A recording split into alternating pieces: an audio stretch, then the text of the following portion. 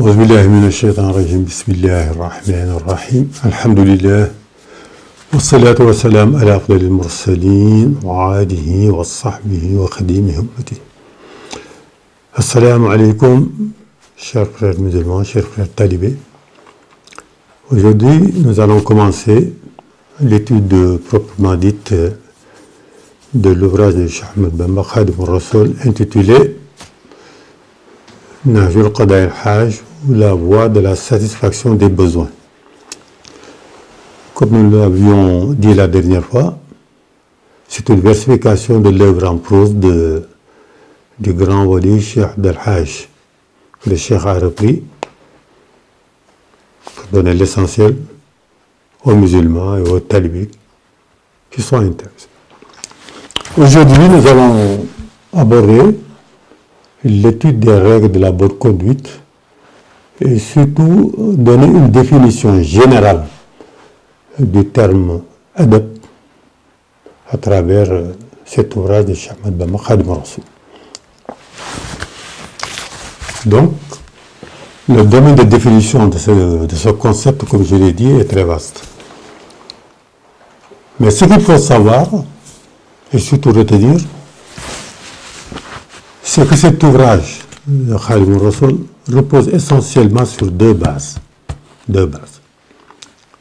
Ce qu'on appelle un-nasiha, ou le bon conseil, et tanbih. Tanbih, ça veut dire l'éveil des consciences. Un-nasiha, le bon conseil, min mu'jizati Rasulillahi sallallahu alayhi wa sallam. Le bon conseil fait partie des miracles, ici à titre posthume, du prophète Muhammad alayhi salatu wa sallam. La tanbih, comme je l'ai dit, c'est l'éveil des consciences. Vous savez que après 40 ans et pendant 23 ans, le messager d'Allah sallallahu alayhi wa sallam fut et demeure un grand conseiller, un grand éveilleur de conscience. Donc cet ouvrage s'adresse essentiellement, au-delà de toute la communauté musulmane, de toute la Oumma, à ceux qui dorment, aux inconscients. Ceux qui dorment, aux inconscients. Inconscience de quoi? Ceux qui ne savent pas que les actes d'adoration, comme on l'a dit dans l'introduction générale, n'ont de valeur que par l'adab, c'est-à-dire la bonne conduite, le bon comportement, ou comme disaient d'autres, la courtoisie au sens spirituel et religieux du terme. Ceux qui n'ont pas conscience que l'essentiel dans cette religion, c'est de connaître les règles de bonne conduite et de les mettre en pratique. Au saï, ça veut dire que ceux qui sont négligents, comme le dit le Coran d'ailleurs,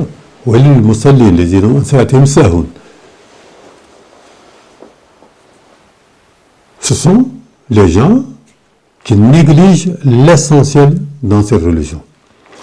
Car il ne s'agit pas tout simplement de connaître les actes d'adoration obligatoires ou les actes d'adoration volontaires et de les mettre en pratique, mais surtout, et c'est l'essentiel, c'est de les mettre en pratique en corrélation avec ce qu'on appelle à l'adab,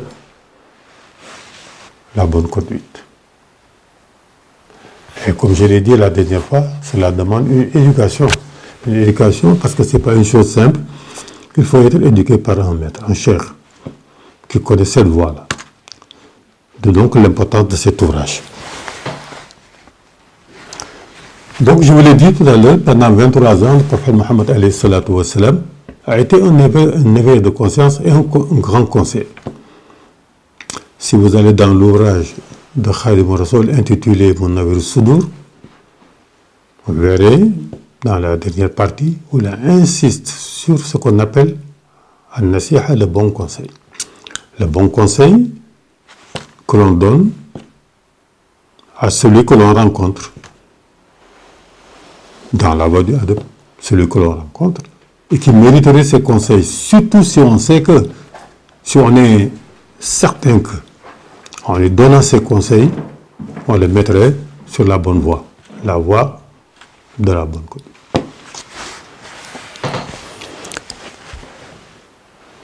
Donc, aujourd'hui, nous allons donner la définition que le Cheikh Ahmed Bamba, Khadim Rasoul, le serviteur du messager, a donné au concept d'adab.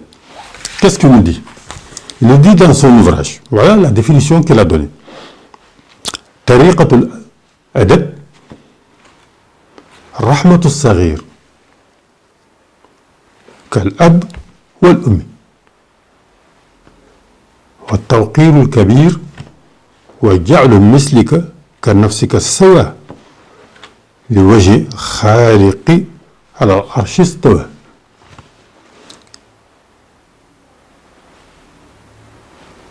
La définition du mot adab, pardon, du concept adab s'articule autour de trois choses essentielles.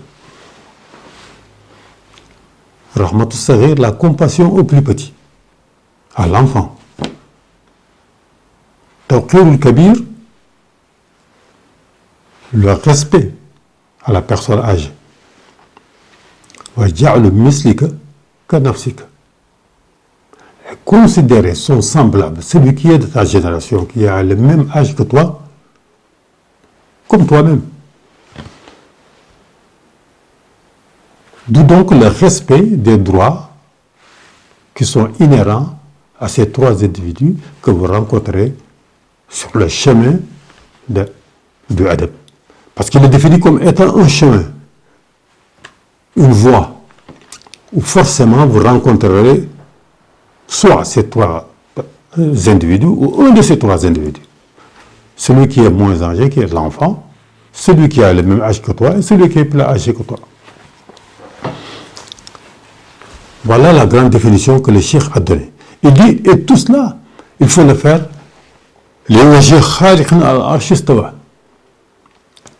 pour l'amour du Créateur qui s'est établi sur le trône, à l'arche, qui s'est établi sur le trône. C'est comme ça qu'on l'a traduit.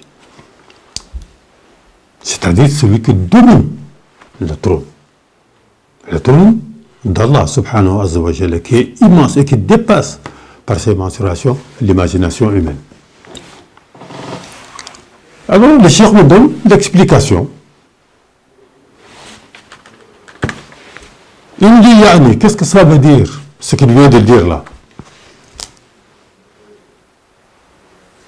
Rahmatul Saghir, la compassion au plus petit, à l'enfant, comme son père et sa mère auraient pitié de lui. Le respect de la personne âgée et considérer celui qui a le même âge que toi comme toi-même.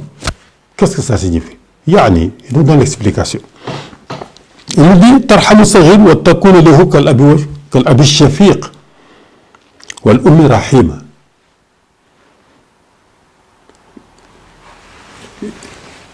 Il faut avoir pitié de l'enfant comme son père et sa mère auraient pitié de lui. La tendresse du père vis-à-vis de l'enfant, la compassion de la maman vis-à-vis de l'enfant. Qu'est-ce que ça veut dire? Ça veut dire que tout enfant que tu rencontres, qui a ou non l'âge de ton enfant, ait pitié de lui et une compassion vis-à-vis de cet enfant comme son propre père et sa propre mère. Voilà le secret de l'affaire. Tout enfant que tu rencontres, quel que soit cet enfant-là. Wa tuwaqirul kabir. Et on donne l'explication de ce que ça signifie, tuwaqirul kabir, le respect de la personne âgée. Il explique wa in kana abdan habasiyan.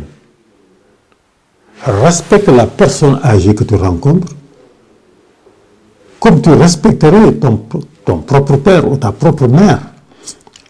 Même si cette personne âgée est de basse condition sociale.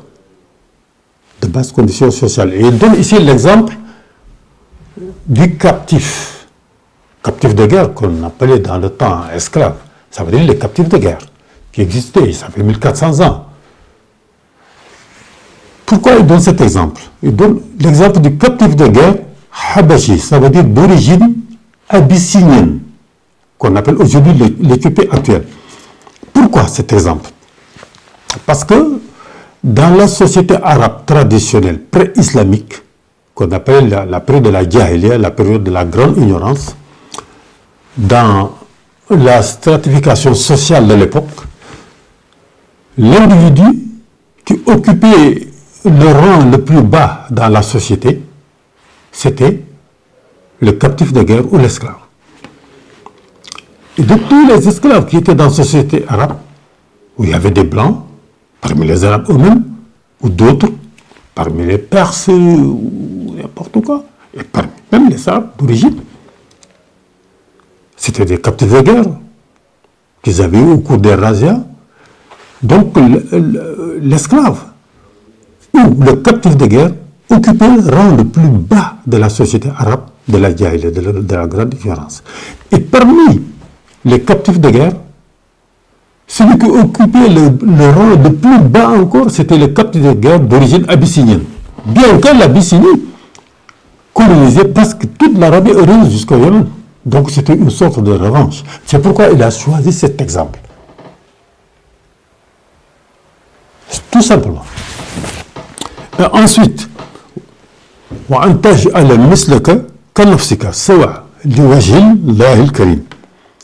ensuite, quand tu rencontres quelqu'un qui a le même âge que toi, quelqu'un de ta génération, eh bien, considère-le comme tu voudrais que tu sois considéré. Ça veut dire que respecte ses droits comme tu voudrais qu'on respecte ses droits.